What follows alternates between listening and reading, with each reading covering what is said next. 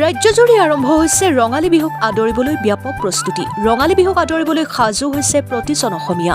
ঠায়ে ঠায়ে আৰম্ভ হৈছে বিহুৰ কৰ্মশালা। নলবাৰী জিলাৰ টিহু ৰাজচক্ৰৰ আখৰাত ৰুণজুণ বিহু হুঁচৰি দলৰ উদ্যোগত 6 দিনীয়াকৈ অনুষ্ঠিত কৰা হৈছে বিহু নাচ আৰু বিহু বাদ্যৰ কৰ্মশালা। আখৰাৰ পূব নাম্বাৰ ভাগ সভা মহোৎসৱৰ প্ৰাংগণত অনুষ্ঠিত কৰ্মশালাখনত অঞ্চলটোৰ ভালেসংখ্যক শিক্ষাৰ্থী উপস্থিত হৈ বিহুৰ কৰ্মশালাত অংশগ্ৰহণ কৰে। বিহু নাচৰ কৰ্মশালাত প্ৰশিক্ষক হিচাপে উপস্থিত থাকে ধেমাজিৰ সংগীতা বৰগোহাঁই, বৰঝাৰৰ ভাস্বতী কলিতা আৰু ঢোলবাদক নিতুল শৰণীয়া। বিহু কৰ্মশালাৰ সামৰণি দিনটোত বিহু নাচৰ শিক্ষাৰ্থীৰ লগতে স্থানীয় লোকসকলে অংশগ্ৰহণ কৰে। Bureau report, Arunodoi Assam.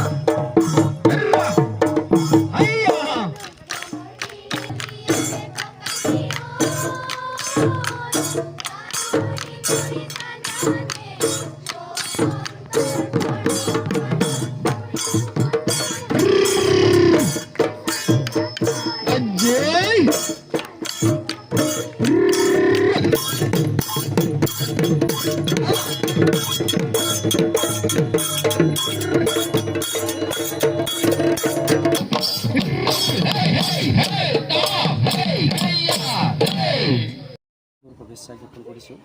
কথা হৈছে কি ইয়াত যিখিনি ল'ৰা ছোৱালী মানে গোট খাইছে আমাৰ খুবেই ভাল লাগিছে আৰু এনেকুৱা আমাৰ উদ্যোগ হৈ থাকিব লাগে। কাৰণ কিয় আমাৰ যিবিলাক মানে ল'ৰা ছোৱালী উঠি অহা নৱপ্ৰজন্ম তেওঁলোকে তাৰমানে শিকিবৰ কাৰণে কিছুমান মানে প্লেটফৰ্ম নাপায়, সুবিধা নাপায় আৰু তাৰ কাৰণে ৰুণজুণ বিহু হুঁচৰি দলৰ যিজন মানে উদ্যোক্তা তেখেতক ধন্যবাদ জ্ঞাপন কৰিছোঁ এই চেগতে।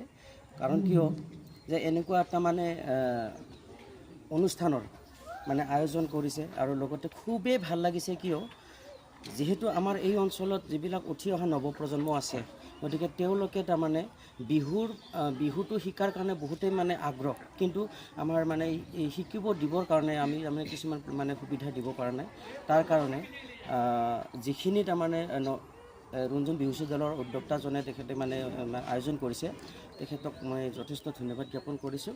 আৰু আমি যিখিনি পাৰিছোঁ আমাৰো জ্ঞান সীমিত, তথাপিতো আমি যিখিনি আমাৰ জ্ঞান সেই জ্ঞানৰ মাধ্যমেৰে আমি তেওঁলোকক প্ৰশিক্ষণ দিয়াৰ কাৰণে চেষ্টা কৰিছোঁ।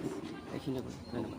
কৰ্মশালা কৰিবলৈ আহিছোঁ, আহি বহুত ভাল লাগিল। ল'ৰা ছোৱালীখিনি হওক বা ইয়াৰে যিসকলে জড়িত হৈ আছে কৰ্মশালাখনৰ লগত তেওঁলোককো লগ পাই বহুত ভাল লাগিল। বিহু এফাকি যদি হৈ যায় বিহু তেনেকৈ ঐ বিহুৰে বিৰি নাও পাত বিহু থাকে মানে বিহুকে বিনা বা ঐ বিহু গ'লে বিনা বাকা।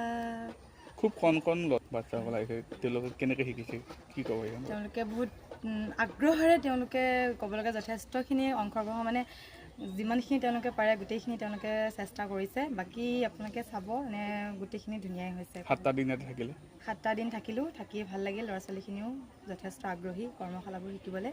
গতিকে আগলৈও সেনেকৈ তেখেতসকলে কৰক, সেইখিনিয়ে কামনা কৰিছোঁ। আমাৰ তাৰমানে 17 তাৰিখৰ পৰা মানে বিহু নাচ আৰু বিহু বাদ্যৰ ওপৰত কৰ্মশালা আৰম্ভ হৈছে। 17 তাৰিখৰ পৰা 23 তাৰিখলৈ আজি অন্তিম দিন।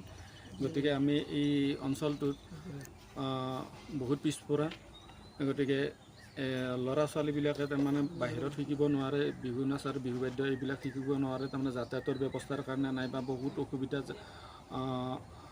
তেওঁলোকৰ দেউতাক নাইবা তাৰমানে গাৰ্জেনবিলাকে তাৰমানে গোটেইখিনি সুবিধা দিব পৰা নাই।